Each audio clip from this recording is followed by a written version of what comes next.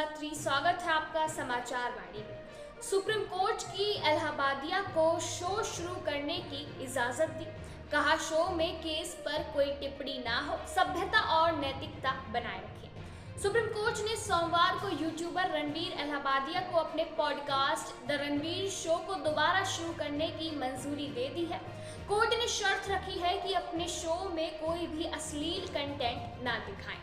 YouTuber ने court में एक आवेदन दायर कर कोर्ट के आदेश के उस हिस्से को हटाने की मांग की थी जिसमें शो को प्रसारित करने से रोक दिया गया था।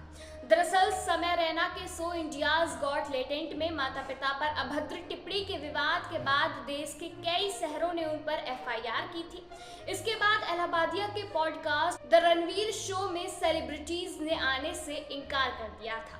इलाहाबादिया ने सुप्रीम कोर्ट में एक याचिका लगाई थी जिसमें मांग की थी कि उनके खिलाफ दर्ज हो रही एफआईआर और गिरफ्तारी पर रोक लगाई जाए।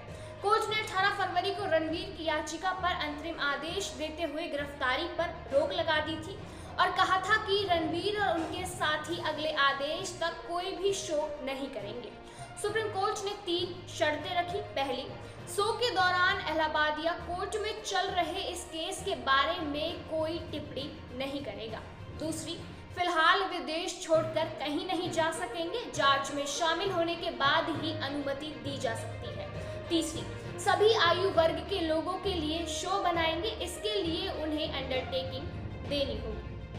सुप्रीम कोर्ट ने कहा कि आप में से कोई एक कनाडा गया था, उसने उस केस के बारे में बात की।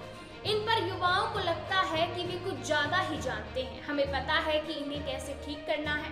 कोर्ट की इस टिप्पणी पर इलाहाबादिया के वकील ने कहा कि जिन लोगों ने इस पर कमेंट किए थे उनका मेरे क्लाइंट से कोई कनेक्शन नहीं है। इलाहाबादिया कोई भी अभद्र टिप्पणी नहीं करेंगे, एक भी अश्लीलता शब्द नहीं यूज करेंगे।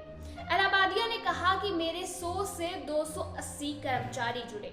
इलाहाबादिया के वकील ने कहा कि द रणवीर शो पॉडकास्ट से 280 कर्मचारी जुड़े हैं, जिसकी आगजनी पूरी तरह से इलाहाबादिया पर निर्भर है, इसीलिए इस शो को शुरू करने की अनुमति दी जाए। इस पर सुप्रीम कोर्ट ने उन्हें शो शुरू करने की अनुमति दे दी है। ऐसी ही अपडेट्स जानने के लिए जुड़े रहिए हमारे साथ।